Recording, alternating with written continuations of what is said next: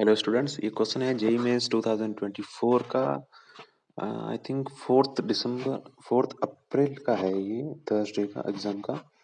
इस क्वेश्चन में पूछा है an electron is projected with uniform velocity along the axis inside a current carrying long solenoid. तो सबसे पहले हमें दे रखा है करंट कैरिंग लॉन्ग सोलेनॉइड है, ठीक है। तो आपको सबसे पहले सोलेनॉइड के बारे में पता होना चाहिए कि सोलेनॉइड क्या होता है और उसकी क्या प्रॉपर्टीज होती है।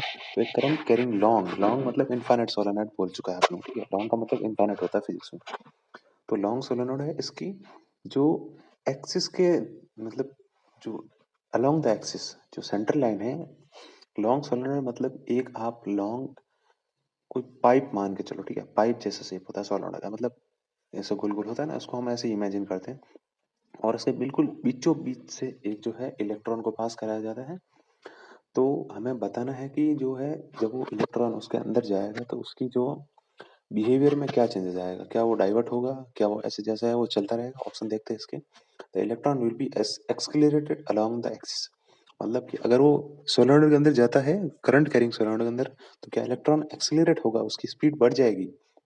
या फिर ऑप्शन नंबर 2 है the electron will continue to move with uniform velocity along the axis of the solenoid, या फिर वो उसी स्पीड से चलेगा जिस स्पीड से हमने उसके अंदर छोड़ा था।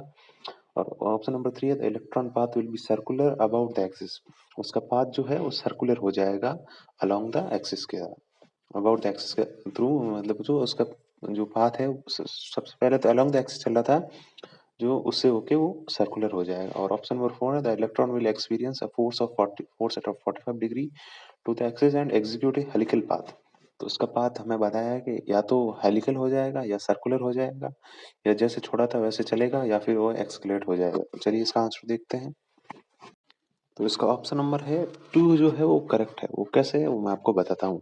तो देखिए सोलेनॉइड के अंदर जो आपने प्रॉपर्टीज में बताया है, अगर आपने पढ़ा है तो उसके अंदर जो मैग्नेटिक फील्ड होती है वो अलोंग द एक्सिस होती है सोलेनॉइड के अंदर। क्योंकि हम उसको कौन सा रूल के थ्रू, लूप के थ्रू निकालते हैं। उसमें अपन को जो है ये निकल के आती है कि जो सोलेनॉइड के अंदर जो मैग्नेटिक फील्ड है वो अलोंग द एक्सिस होती है, और हम इलेक्ट्रॉन को भी अलोंग द एक्सिस छोड़ रहे हैं। और फोर्स का जो फॉर्मूला होता है F equal to q bracket V cross B. तो V क्रॉस बी का जो प्रोडक्ट होता है, इसको अपन उस चार्ज की जो मैग्नीट्यूड है उससे मल्टीप्लाई करते हैं, तो हमारे पास फोर्स की वैल्यू निकल के आती है। लेकिन since force equal to q v cross B में जो एंगल है V, since V is parallel to B, तो V क्रॉस B या तो 0 होगा या 180 होगा। अपने केस में ये 0, तो V क्रॉस B साइन 0 होता है 0, मतलब V क्रॉस B हो जाएगा 0 और फोर्स की वैल्यू निकल के आएगी 0। तो हमारा ऑप्शन नंबर जो बी है the electron will continue to move with uniform velocity along the axis of solenoid.